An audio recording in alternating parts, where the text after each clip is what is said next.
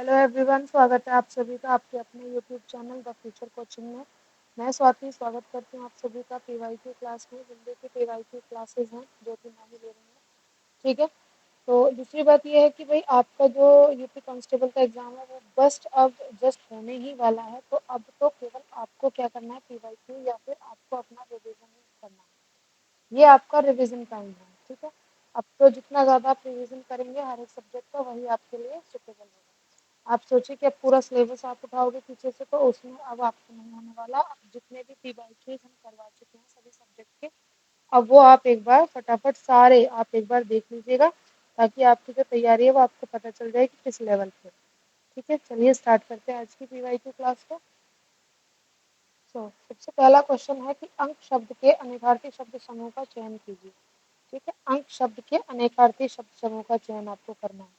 ठीक है, यानी कि जो आपको अंक का सबसे अच्छा जो उसके क्या मिले, आपको अनेक अर्थ मिले। ठीक है, तो देखो अंक का जो अर्थ होता है वो गोद होता है। अंक का मतलब संख्या होता है, ठीक है। लेकिन अंक का मतलब हिस्सा नहीं होता। हिस्सा नहीं होगा तो टुकड़ा भी नहीं होगा।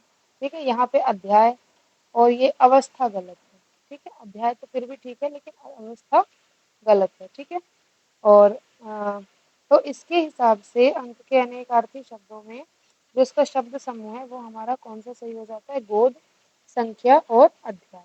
ठीक है, नेक्स्ट क्वेश्चन ये कहते हैं कि अपराध बोध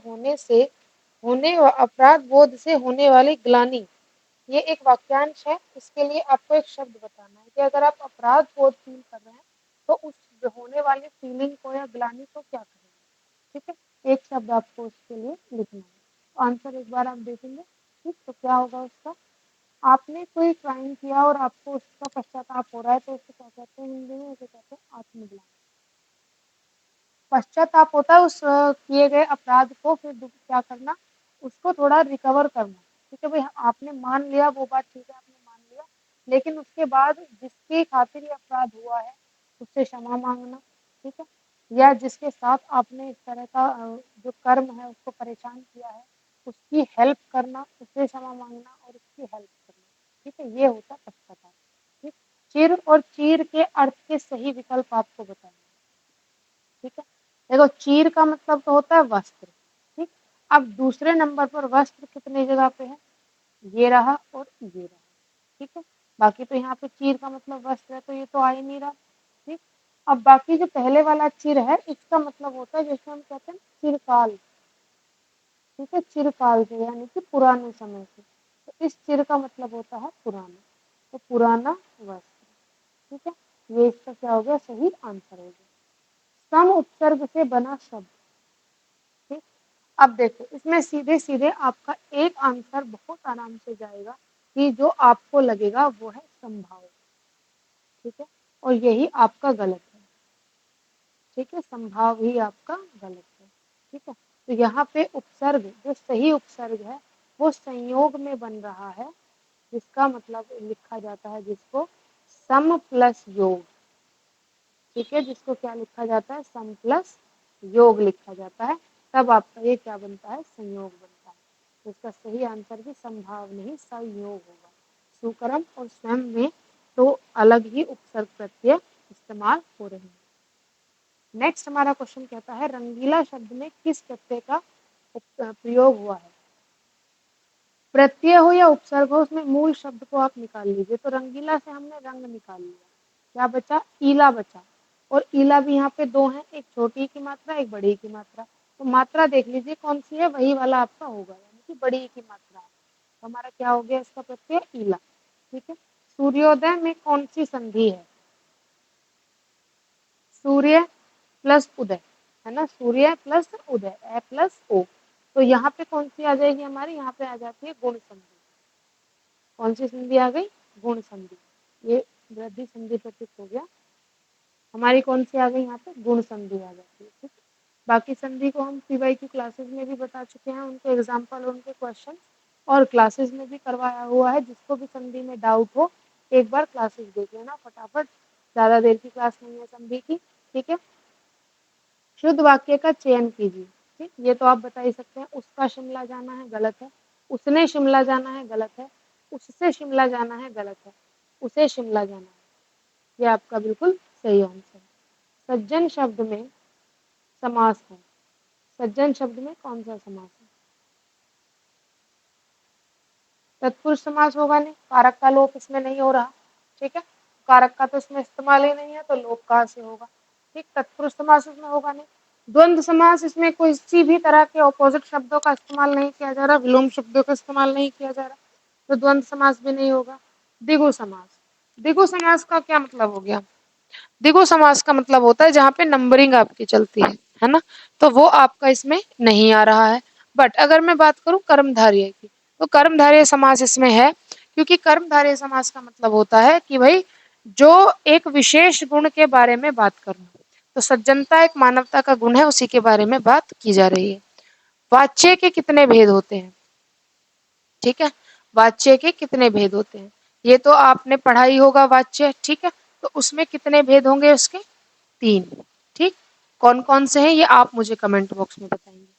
वह दिन भर पढ़ता है, इन्होंने दिन भर को अंडरलाइन किया है, और ये कहते हैं कि वह दिन भर पढ़ता है, रेखांकित पद में अवयव का भेद बताइए, ठीक है, कौन सा अवयव अवयव इसमें है उसका भेद आपको बताना है, परिमाणवाची है, समुच्चय बोधक है, निपात है या प्रश्नवाचक, ठीक है।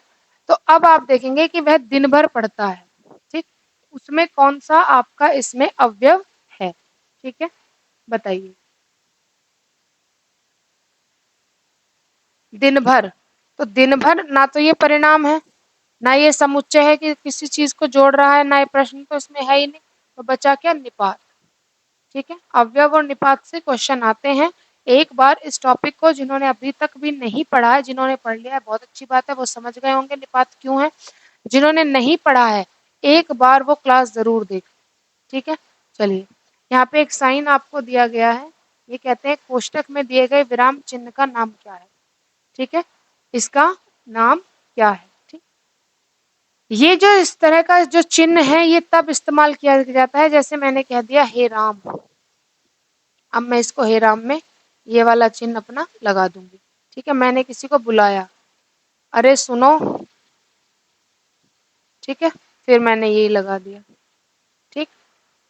तो ये किसमें आ जाता है कि भाई ये थोड़ा सा विस्मय चीजें आ गई है ना, विस्मय मतलब जब भी आप किसी चीज को बोल रहे हो तो उसमें थोड़ा सा आश्चर्यजनक करने वाली चीजें आती है कि अरे सुनो, तो सामने वाला एकदम से डर जाता है, पता नहीं यार क्या हो गया, ठीक है, तो आश्चर्यचकित करने वाली चीजें आ जाती है, तो इस साइन का मतलब ही क्या होता है? विस्मय बोधक, प्रश्नवाचक नहीं है, ये प्रश्नवाचक चिन्ह ये होता है। पूर्ण विराम सीधा एक लाइन, अल्प विराम, अल्प विराम क्या होता है? अल्प विराम का मतलब होता है कि जैसे आपने या तो कोमा लगा दिया हो, है ना, या आपने एक छोटा सा इस तरह से कर दिया तो वो भी आपका अल्प विराम में आ जाता है ना। बाल की खाल निकालना, मुहावरे का अर्थ क्या है? बाल की खाल निकालना मुहावरे का अर्थ क्या है, ठीक। बढ़ा चढ़ाकर बातों को कहना, बताएंगे, देखेंगे आंसर। बढ़ा चढ़ाकर बात करना, गुण दोष की परख करना, बहुत मीन मेक निकालना, मुश्किल काम करना। बाल की खाल निकालने का क्या मतलब है कि बात में से बात निकालते रहो, है ना, किसी ने कोई काम किया और उसमें या तो आप बैठ के कमियां निकालते रहो, नहीं ये ऐसे हो जाता, नहीं ये वैसे हो जाता, है ना, करना कुछ नहीं है, बस उसमें बैठे बैठे आप क्या करते रहिए कि हाँ उसको और ज्यादा विरोधते रहिए, ठीक है, तो ये क्या हो गया? बहुत ज्यादा मीन में निकालना, ठीक है। 4 दिन की चांदनी फिर अंधेरी रात, ये एक लोकोक्ति है ना। लोकोक्ति का मतलब क्या होता है कि लोक प्लस उक्ति, जो आम जनता द्वारा बनाए गए वाक्य होते हैं उनको लोकोक्ति कहा जाता है। थोड़े दिन का सुख, चांद ना दिखाई देना, 4 दिन का चांद दिखना, सुख ही सुख होना। 4 दिन की चांदनी फिर अंधेरी रात का मतलब होता है थोड़े दिन का सुख, ठीक है। 4 दिन हो रही है चांदनी, फिर तो अंधेरी रात रहनी है, ठीक है, वो थोड़े दिन का सुख है, फिर वापस अपनी उसी चीज में आ जाना है। साहित्य में रस का अर्थ क्या होता है? बहुत इंपॉर्टेंट क्वेश्चन है, बढ़िया क्वेश्चन है। साहित्य में रस का क्या अर्थ है? साहित्य की मिठास, किसी रस का आनंद, किसी फल का स्वाद, या साहित्य से मिलने वाली आनंद विभूति। बिल्कुल सही बात है। रस का मतलब होता है जो साहित्य में पढ़ने पे, उसको सुनने में आपको जो आनंद की प्राप्ति होती है वही रस है, ठीक। यही क्या होता है? साहित्य से मिलने वाली आनंद की विभूति। दोहा और छंद में कितने चरण होते हैं? दोहा छंद में कितने होते हैं? दोहा दोहा जैसे क्या हो गया, करत करत अभ्यास के जड़मति होत सुजान, रस रियावत जाते सिल पर निशान। तो दोहा छंद में कितने चरण होंगे? 4 चरण होते हैं। क्लियर है बात? ये कहते हैं भाषा शब्द में शब्द और अर्थ की दृष्टि से सौंदर्य उत्पन्न करता है। ठीक है, भाषा शब्द में शब्द और अर्थ की दृष्टि से सौंदर्य उत्पन्न क्या करता है, जिसकी वजह से सौंदर्य उत्पन्न हो जाए भाषा और शब्दों की वजह से। ठीक है, शब्द और अर्थ की दृष्टि से, तो वो हमारा क्या होगा? रस होगा, अलंकार होगा, गुण होगा या छंद होगा। ठीक है, वो क्या होता है? अलंकार, क्योंकि यही होता है वर्णों की आवृत्ति होती है, शब्दों की आवृत्ति होती है। ठीक, और अलग अलग शब्दों का अलग अलग अर्थ निकलता है, उसी को सौंदर्य कहते हैं। ठीक है, य र ल व किस प्रकार के व्यंजन हैं? ठीक, य र ल व किस प्रकार के व्यंजन है भाई? ठीक, य र ल व कैसे? अंतस्थ व्यंजन है। ठीक, आपको बता दूं ऊष्म व्यंजन कौन से होते हैं? जिनको बोलने में आपके मुख से गर्म श्वास निकले। स्पर्श व्यंजन कौन से होते हैं? जो ऐसे व्यंजन जो आप बोलते वक्त आपके मुख के किसी ना किसी भाग को क्या करे? टच करे। आयोगवा केवल 2 होते हैं, अंग और अहा, यानी कि ना तो ये स्वरों में रखे जाते हैं ना ये व्यंजनों में। तो इनको क्या किस में रखा गया है? इनको वाजपेयी जी ने किस में रखा है? अयोगवा को अयोगवा नाम दिया गया है इनको। ठीक है, वचन किसका बोध कराता है? प्राणी या वस्तु के एक या अनेक होने का, प्राणी या वस्तु के एक होने का, प्राणी या वस्तु के अनेक होने का, प्राणी या वस्तु के लिंग का। वचन एक वचन, द्विवचन, बहुवचन। तो केवल एक होने का वह बोध नहीं कराएगा, केवल अनेक होने का बोध नहीं कराएगा, लिंग का बोध तो कराएगा ही नहीं। ठीक है, तो इसका सही आंसर क्या होगा? एक या अनेक होने का बोध कराता है। ठीक है, चलिए, उसने टेढ़ी चाल चली, वाक्य में कौन सा कारक है? उसने टेढ़ी चाल चली, कर्म कारक, संबंध कारक, अधिकरण कारक या कर्ता कारक? ठीक है, टेढ़ी चाल चली गई उसके द्वारा, कर्म किया गया किसी के द्वारा। ठीक है, तो उसने, तो कर्ता ने, काम किसने किया? कर्ता ने। ठीक है, तो यहाँ पे क्या हो गया? सीधा सीधा आपका कर्ता कारक हो गया। ठीक है, कहते हैं निम्नलिखित में से किस वाक्य में सर्वनाम का प्रयोग हुआ है? आज बरसात होगी, मैं कल दिल्ली जा रहा हूँ, घर का काम कर लो, सीमा और रीमा बहनें हैं। सर्वनाम क्या होता है? संज्ञा और फिर उसकी जगह पर इस्तेमाल किए जाने वाले शब्द, उनको क्या कहते हैं? सर्वनाम। बस ऐसा ही इस्तेमाल किया हुआ एक शब्द ढूंढ लो जो संज्ञा ने अपनी जगह पर इस्तेमाल करवाया हो। आज बरसात होगी, नहीं जी। मैं कल दिल्ली जा रहा हूँ, बिल्कुल सही बात है। घर का काम कर लो, नहीं। सीमा और रीमा तो अपने आप में ही संज्ञा है। ठीक है, उसका सही आंसर क्या होगा? मैं कल दिल्ली जा रहा हूँ, उसमें मैं क्या है? सर्वनाम है। विशेषण किस शब्द की विशेषता है? विशेषण किसकी किसकी विशेषता बताते हैं? ठीक है, तो विशेषण किसकी विशेषता बताते हैं? विशेषण बताते हैं संज्ञा की विशेषता। किसकी? संज्ञा की विशेषता। नेक्स्ट क्वेश्चन देखेंगे, कर्म के आधार पर क्रिया के कितने भेद होते हैं? ठीक, तो कर्म के आधार पर क्रिया के कितने भेद है? क्रिया के, ठीक है, क्रिया के कितने भेद है वो आपको बताना, कर्म के आधार पर। ठीक, तो सही आंसर इसका क्या होगा? कर्म के आधार पर क्रिया के केवल 2 भेद होते हैं, इनके नाम आप मुझे बताओगे। ठीक है, व्याकरण में काल का क्या अर्थ है? व्याकरण में काल का क्या अर्थ होता है? समय। ठीक है, व्याकरण में काल का क्या अर्थ है? समय। यह ताले की चाबी है, ताले की चाबी है, तो रेखांकित शब्द में कौन सा कारक है? यह ताले की चाबी है। ठीक है, तो यहाँ पे कर्ता कुछ नहीं कर रहा, कर्म का काम है। ठीक है, कर्ता या कर्म का यहाँ पे कोई काम आपको नजर आ रहा है? हमें 4 ऑप्शन दिए गए हैं, संप्रदान कारक, आपादान, करण और कर्ता। ठीक है, तो कर्ता ने कर्म को करण से आपादान, आपादान काकी के, ठीक है, आपादान के लिए, ठीक है, और से अलग, ठीक, और संप्रदान। ठीक है, तो यहाँ पे ताले की चाबी, ठीक, यहाँ पे क्या बताया जा रहा है? एक तरह से एक आपको क्या दिया जा रहा है? यहाँ पे किसी चीज का संबंध बताया जा रहा है, बताया जा रहा है कि संप्रदान दिया गया है कि ताले की चाबी है। ठीक है, तो यहाँ पे क्या होगा? संप्रदान कारक होगा। ठीक है, आदान प्रदान चीज में किसी भी चीज का होता है। तो निम्नलिखित में से कौन सा शब्द पुल्लिंग है? ठीक, बताइए, जो हमेशा पुल्लिंग ही रहेगा, पुल्लिंग शब्द इसमें है। ठीक है, बताइए। ठीक, कौन सा होता है? भवदिया अकेला है, डिबिया अकेला है, साध्वी अकेला है। ठीक है, पुल्लिंग, सॉरी ये सब डिबिया, भवदिया, साध्वी, ये एक वचन बहुवचन में मैं चली गई, सॉरी, ये हमारे स्त्रीलिंग है। बट संचालक हमारा ऐसा शब्द है जो क्या है? पुल्लिंग है। ठीक है, निम्नलिखित में, इसलिए मैं कहती हूँ हमेशा अंडरलाइन करना चाहिए वरना कंफ्यूजन हो जाता है। निम्नलिखित में से कौन सा शब्द तत्सम शब्द नहीं है? तत्सम शब्द नहीं है। ठीक है, जो बिल्कुल जिसे कह रहे हैं मैं शुद्ध नहीं है। ठीक है, संस्कृत से लिया गया शब्द नहीं है, चेंज किया गया है। शोक, पृथ्वी, परख, चंद्र या चांद। ठीक है, बताइए। शोक बिल्कुल सही है, पृथ्वी बिल्कुल सही है, चंद्र चांद बिल्कुल सही है, परख। ठीक है, परख हमारा कैसा है? ये बदला हुआ शब्द है। किस विकल्प में सभी शब्द तद्भव हैं? सारे शब्द तद्भव हैं, अशुद्ध शब्द है। ठीक, बताओ ध्यान से। पत्र इसमें शुद्ध शब्द है, सत्य शुद्ध है, पुष्प शुद्ध है, आग, जीव, घर, इसमें तीनों ही शब्द तद्भव हैं। ठीक है, चलिए, दिए गए विकल्पों में से कौन सा विकल्प दूध का पर्याय नहीं है? ठीक है, दुग्ध, पय, गोरस, अमीय। दुग्ध भी होता है, पय जो पीने वाली चीज हो, गोरस गाय का रस यानी कि दूध ही होगा वो भी, और अमीय, बस यही नहीं है, यही सही आंसर है। सापेक्ष का सही विलोम शब्द क्या होगा? सही विलोम शब्द क्या होगा? सापेक्ष का निरपेक्ष, परोक्ष, प्रतिपक्ष, स्पष्ट, ये इसके सही सापेक्ष के शब्द नहीं है। रीतिकाल के कवि कौन से हैं? बढ़िया क्वेश्चन है। ठीक है, रीतिकाल के कवि कौन से हैं? ठीक, तो रीतिकाल के कवि कौन कहलाएंगे इसमें? वृंद। ठीक है, रीतिकाल के कवि कौन कहलाएंगे? वृंद कहलाएंगे। कामायनी के रचनाकार कौन है? ये क्वेश्चन बहुत बार रिपीट हो चुका है।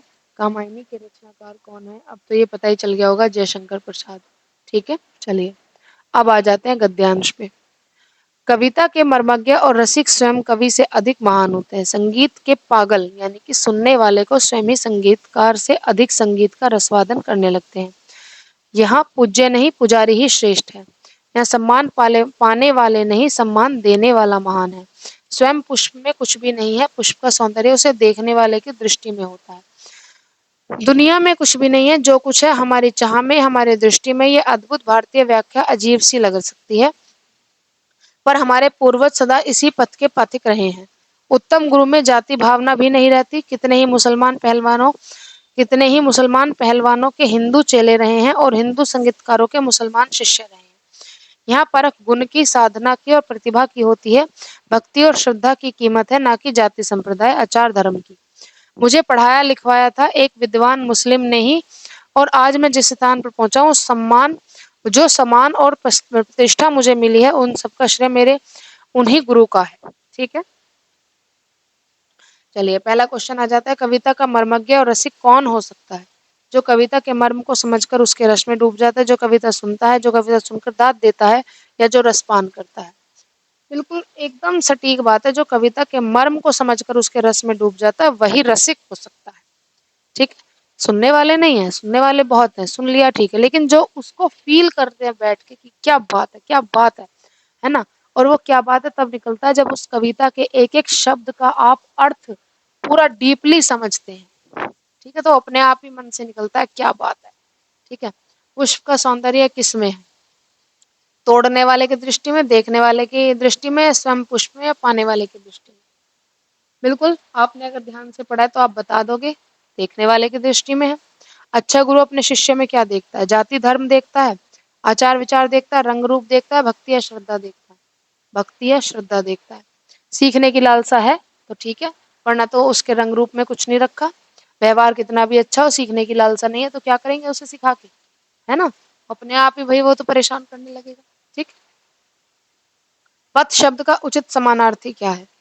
मार्ग, भोजन, पथिक, यात्री। पथ शब्द का क्या होता है? मार्ग। ठीक है, पथ के पथिक होते हैं, मार्ग में जाने वाले यात्री होते हैं। जो सम्मान और प्रतिष्ठा मुझे मिली है उस सबका श्रेय मेरे उन्हीं गुरु का है। कथन में कौन सा भाव प्रकट होता है? गुरु के प्रति घृणा का? बिल्कुल नहीं जी। गुरु के प्रति अपनापन, गुरु के प्रति शिष्य, या गुरु के प्रति श्रद्धा? बिल्कुल सही बात है, अपनापन ठीक है, लेकिन श्रद्धा दिख रही है, सम्मान के प्रति श्रद्धा दिख रही है, तो ये इसका सही आंसर होगा। ठीक, चलिए, जिनको गद्यांश में थोड़ी भी प्रॉब्लम आ रही है कि वो नहीं उसको कर पा रहे हैं, तो वो इसी तरह से देखो, उसको अंडरलाइन कर करके ही आप इसे पढ़ोगे। अंडरलाइन करते ही वो चीजें हमारे दिमाग में अपने आप बैठ जाती है और हम सारे क्वेश्चंस का आंसर एक ही बार में दे देते हैं। ठीक है, अब आपने ये क्वेश्चंस को एक बार फिर से करना है। ठीक है, मिलते हैं अगले नेक्स्ट वीवाईक्यू में। तब तक के लिए थैंक यू सो मच।